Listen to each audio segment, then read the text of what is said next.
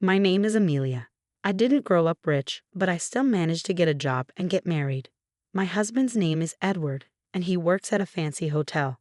I thought my life would be a fairy tale, but things didn't turn out that way. My childhood home wasn't wealthy. We didn't have a lot of money, but I don't blame my parents at all. They gave up nice things for me, took me to fun places, and taught me about different cultures. Maybe they loved geography, but as a kid, I often thought they were trying too hard for me. I didn't want my parents to worry about me anymore, so I decided to start working right after middle school.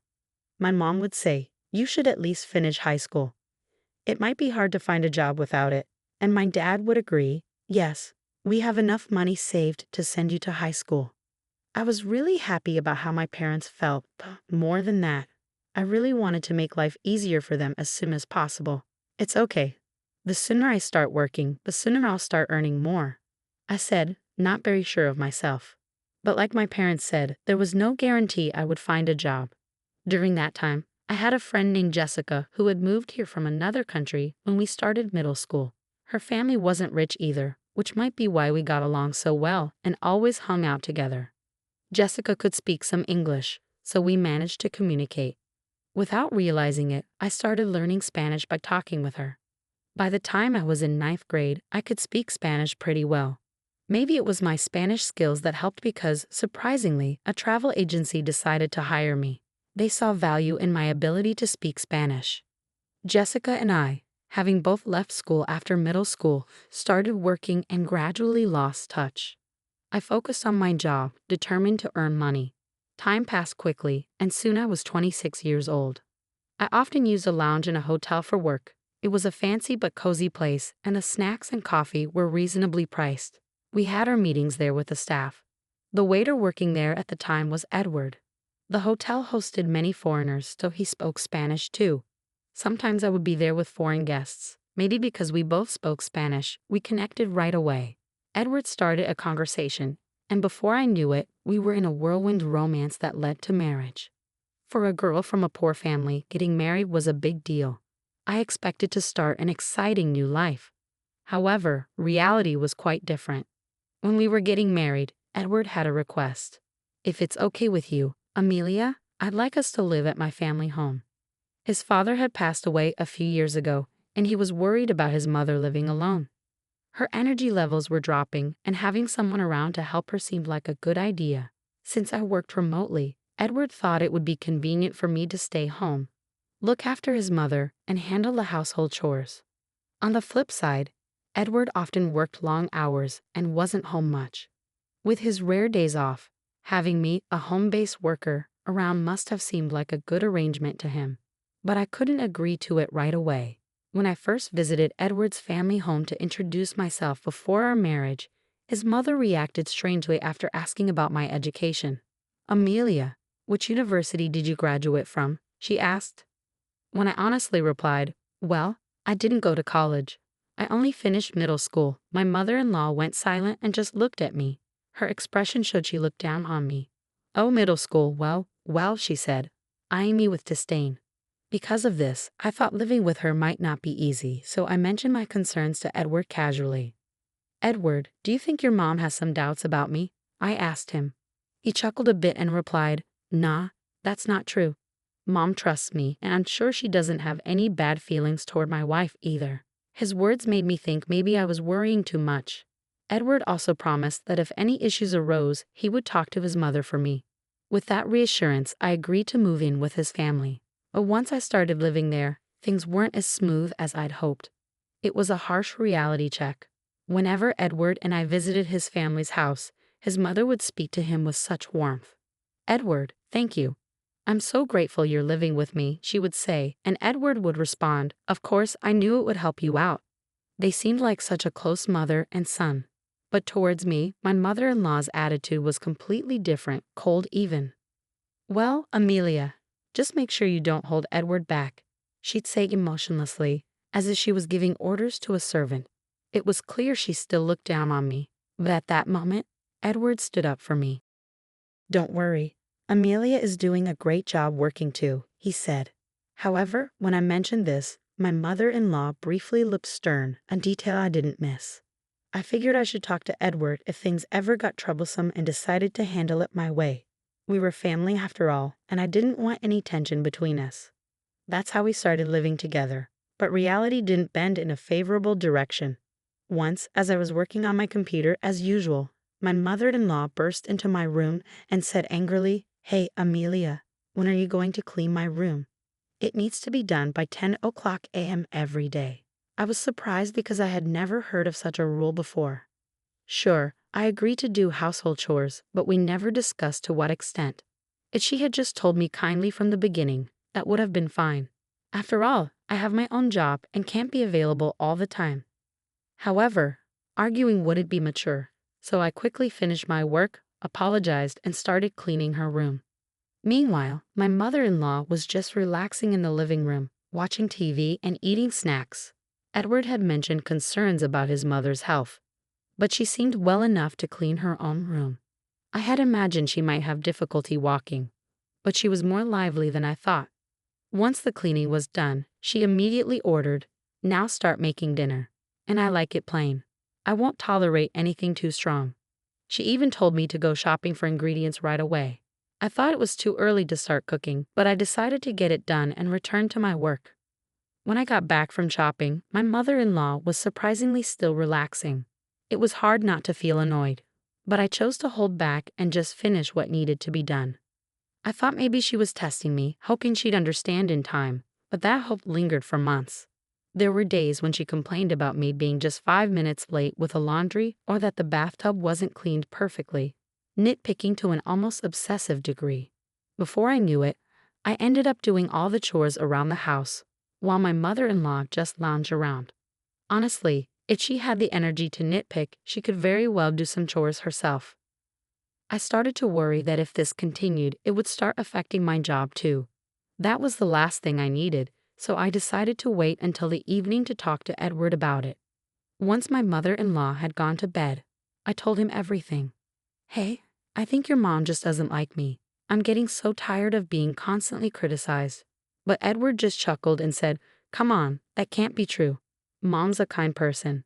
There won't be any issues as long as Amelia doesn't do anything strange. Please try to get along with her." He didn't believe me. Maybe it's because she's always doting on him and never complains to him.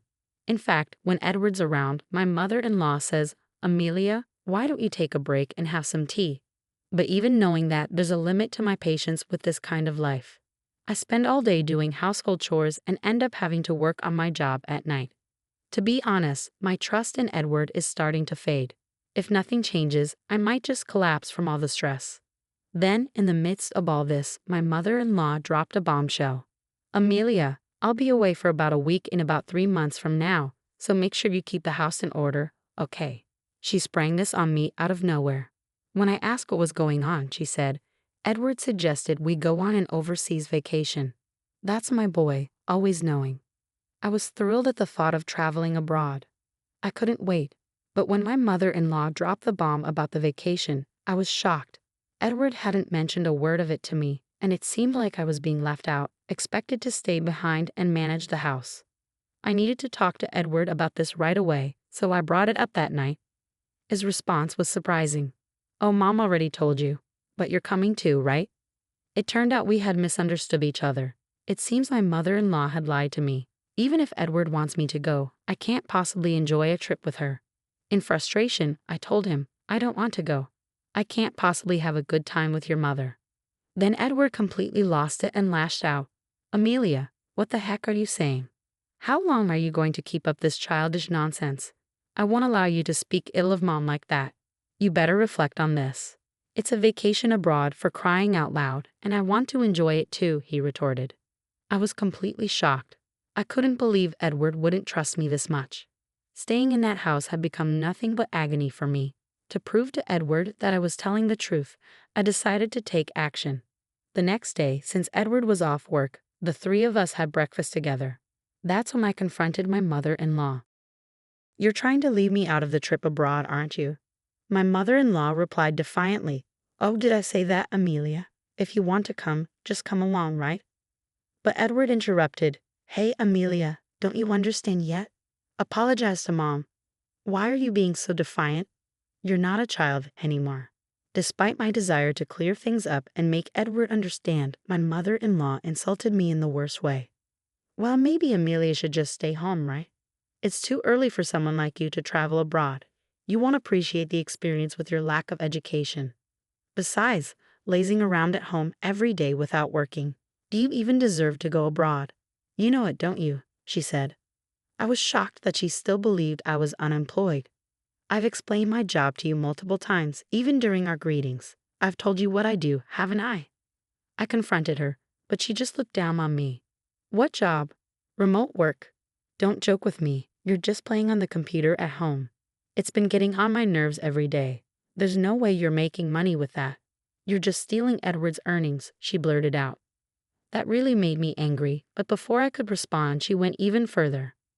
I have Edward, and that's enough for me. Edward can speak Spanish and works at a renowned hotel. There's no need to waste his earnings on a woman like you, uneducated and unemployed. A bottom feeder like you should just leave as soon as possible, she continued. She just kept going. After all her harsh words, I looked at Edward, hoping he would understand. But his response was unexpected. Well, I can understand how Mom feels. Maybe Amelia needs to cool off a bit, he said nonchalantly, as if he was fed up with me. At that moment, I made a decision. I couldn't endure being treated like this by both the mother and son any longer. Even though my mother-in-law told me to leave, I still wanted to confirm. Am I really supposed to leave? I asked. Laughing, she replied. Of course, leave as soon as you can. We don't need bottom feeders like you around. So I said, understood, and began preparing to move out. I simply nodded to the two of them and left the house. As I was leaving, my mother-in-law called after me with a sneer. Enjoy your poor life, as it suits a bottom feeder like you. But they didn't realize that consequences would follow their actions. About 3 months after I left the house, around the time when they were scheduled to go on their trip abroad, my mother-in-law called me. Amelia, I finally reached you. What's going on? She sounded quite frantic. First, I replied, I'm surprised you managed to call this number. She said, of course, I tried several times and couldn't get through. I even called your parents' house to get your new number. I had informed my parents that either Edward or my mother-in-law might call. If they did, they should call back at this number. What's wrong? I asked in a panicked tone. She said, what's wrong? We're getting all sorts of collection letters. Help me out. I didn't know about any of this. Well, that's expected. You haven't been paying the utilities, have you? I simply answered. My mother-in-law seemed lost in her thoughts. I absolutely thought Edward was covering our living expenses. To find out you were paying for everything, why didn't you tell me? I had no idea you were making that much money. It's a bit late to bring this up now, I said, though perhaps Edward finally told her the truth. That's right. I had already started my own business using the expertise I gained from the travel agency.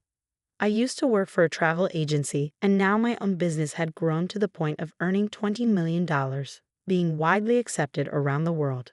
What shocked my mother-in-law even more was probably Edward's income. Just because he worked in a lounge at a well-known hotel didn't mean he was making a lot of money.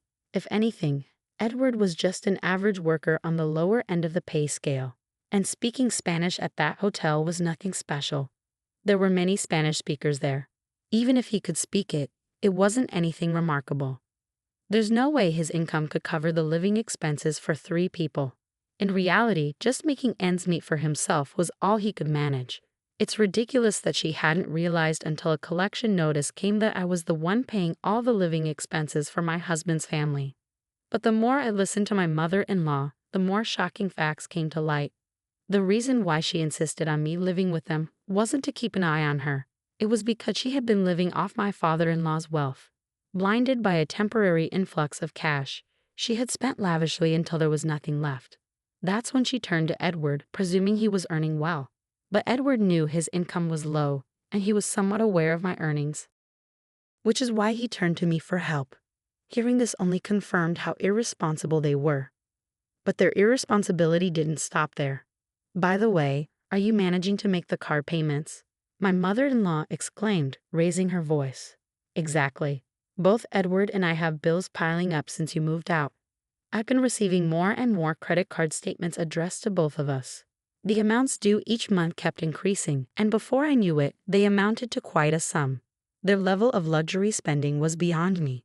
I have no idea how they were spending without paying the living expenses, but Edward's bills had surpassed his salary, and my mother-in-law hadn't stopped her old habits of lavish spending. It seemed they had both gotten themselves into debt, now totaling over $440,000. What's even more shocking is they thought Edward would somehow manage it if it was just a bit of debt, as my mother-in-law put it, and Edward thought I would take care of it if things got tough. The level of dependency in grown adults was appalling. Beyond exasperation, I was starting to feel the danger. So when my mother-in-law brazenly said, "So, Amelia, you can sort this out for us, right?"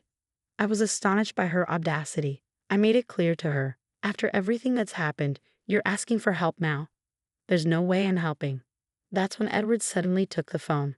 "Hey, Amelia, you're my wife. You have a duty to help us out. Do something. We can't pay this off." I couldn't believe their nerve, but I did offer him a glimmer of mercy. "So you want to come over? I might consider it if you do." He was immediately enthusiastic. "Oh yeah, you'll let us stay and you'll sort out the money. Then let's do that. Where's your place?" "I'll head there right now," he said eagerly. I had to be honest. "Well, if you can make it. I'm in Hawaii right now. I have a vacation home here," I said. Both Edward and my mother-in-law couldn't hide their shock. "What do you mean, Hawaii? We can't afford to go there right now." Edward panicked. I calmly replied, "Weren't you planning to travel abroad? Just swing by Hawaii. Your mother would love it. And you did ask my family for my phone number, right? Didn't you realize it was an international number?" I added, "Oh, and don't forget the cost of this call. It adds up if you're on for a long time." To make my point clear, I said if we get divorced, I might think about helping with the money too. Edward quickly replied, "All right, I got it. Let's just get divorced first then." It seems like Edward realized his debts were something he couldn't trade for anything else. So I told him I'd deliver the divorce papers once I got back to California and ended the call. About a week later, I returned to California, made sure to have the divorce papers properly written up, and the divorce went through without a hitch. Edward looked quite worn out, so I guess he's been living pretty lean these last few days. He mentioned something at that time. It turns out he had been counting on my money for the overseas trip as well. Hearing that didn't even surprise me anymore. They probably thought I would pay off their debts, but of course I had no intention whatsoever of doing that. What I proposed was, first of all, for both of them to stop living so extravagantly, and then for Edward and my mother-in-law to work hard. I told them if they did, they could eventually pay off the debt and at least manage the basics. When Edward heard this, he lashed out. "Hey, that's not what you promised. You were supposed to think about the debt." But I was like, "That's why I did you a favor by thinking of a way for you guys to handle your debt repayment. So good luck. Once you can afford to travel abroad again, I'll invite you to my Hawaii villa," I said with a touch of sarcasm and left their place. Afterward, they both seemed to be working themselves to the bone from dawn till dusk, barely scraping by. It's probably a good lesson for them since they've had it easy until now. On a different note, I heard that Jessica also built a house in Hawaii. I had a reunion with her after so long. She took up a job that took her around the world after graduating from middle school and now seems to be a company president just like me. She had her parents come over to the house she bought, and they are living it up together. So I called my parents over from California, and we started living here. Now, I sometimes visit Jessica's place. We both feel blessed to be able to give back to our parents and encourage each other as we work hard at our jobs.